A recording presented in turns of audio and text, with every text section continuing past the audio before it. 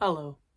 I'm finding what's interesting now that I'm more aware of how to stay present than I previously had been, or rather, I'm becoming more aware when I'm losing my presence.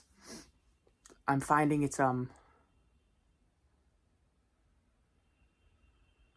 there's a lot of it that definitely is me, where I will just like allow my mind to wander. Like I won't, like I kind of let go of control of my own inner narrative, and that I hear just like any other thoughts that want to come in.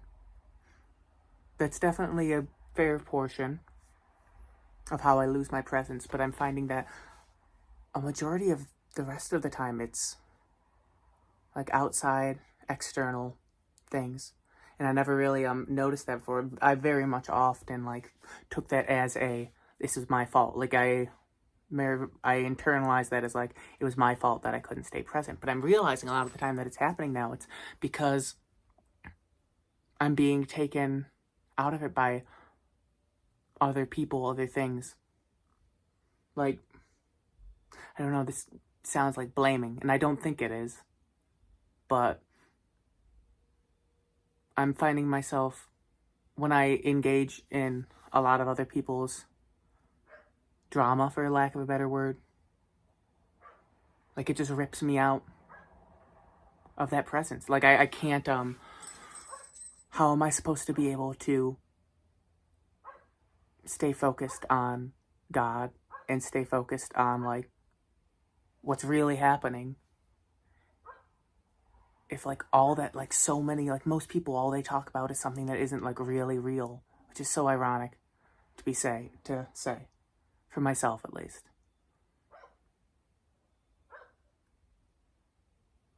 But it's so much everyone wants to talk about does not really matter, and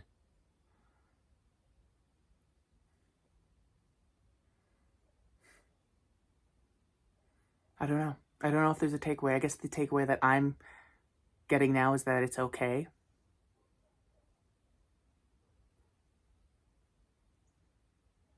Like I think for a long time I would have blamed myself for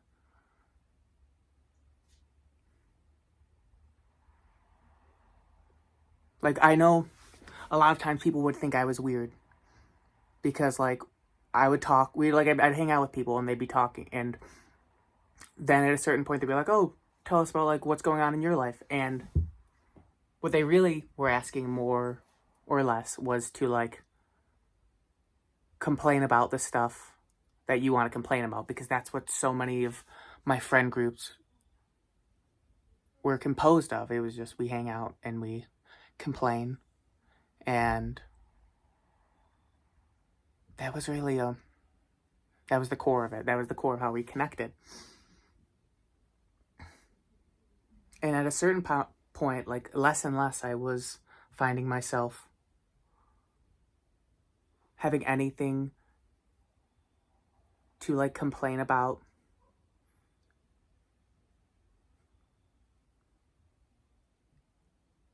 I think I've always been to some degree good at detachment. Like it's come easy to me more than I think a lot of people. And when you can detach yourself from a lot of things, like once you can see them as not real, it's kind of easier to detach yourself from that. So once you can detach yourself, it's like I would have to like pretend, like I'd have to like people would think I was weird because I didn't have anything to say, and I think they may have internalized that as like I was afraid to share my feelings, when in reality, no, there was I really don't have any opinion on this. Like I have better things in my life to be caring about. And I'm finding more and more now that I've had this reawakening that like that's just intensifying more. That like even stuff of like people I looked up to, and I'd be like, wow, those are really good people. And of course they still are, but like a lot of their stuff that they it's weird seeing how much wrapped into like the fake world they are too.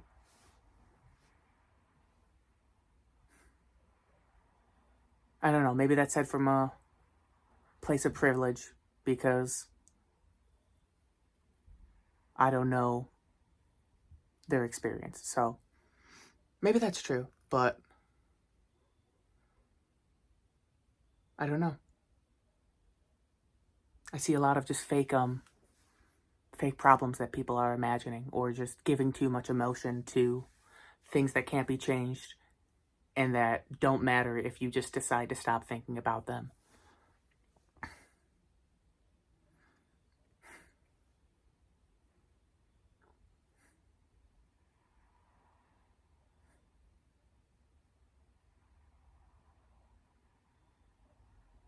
I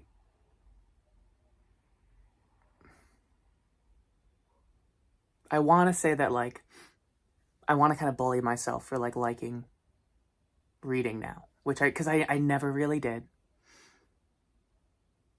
And I think that was just because I was never present, so I was never able to really focus on it. But now that I am, I'm just, and maybe this is obvious, I keep saying that, I shouldn't, but, like, it's like, when you read a book, you're just reading someone tell you about their, like, hyperfixation, and you can just, like, read them, like, really go off on whatever it is they really care about, and you can tell that they're invested, so they're putting all of themselves into it. And it is like, it sounds lame to say that it's like you're listening to a friend, but one of my favorite things to do with my friends is when they'll just, like, go off and just talk about their life and, like, what they're hyper focused on, and just, like, when you see them just be themselves, it's like the vision that keeps coming into my head is like when you see, like, a snake that just shed its skin and it's all, like, shiny, and it's like, it's fresh, it's new, it's, like, pure, it's, like, as pure as it can be, and you're like, wow, that must feel good for that snake. When you see someone,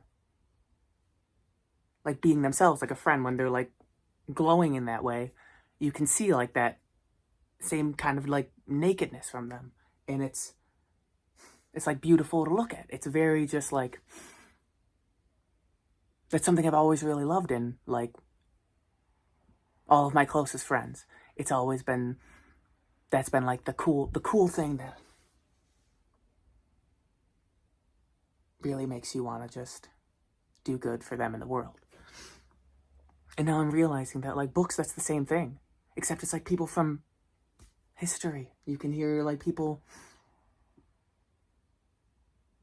I don't know, I guess it was never really it never really one-to-one lined up in my head like that. And now I can just see that you can just, like, hear someone from the past just talk about their hyperfixation. And it's just, man, it's just fun.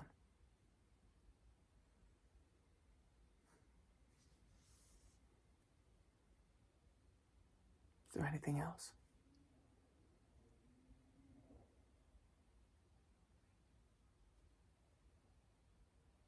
Okay, I think that's it. Thanks for listening to me explain books to you. Have a wonderful evening. Peace. Love you.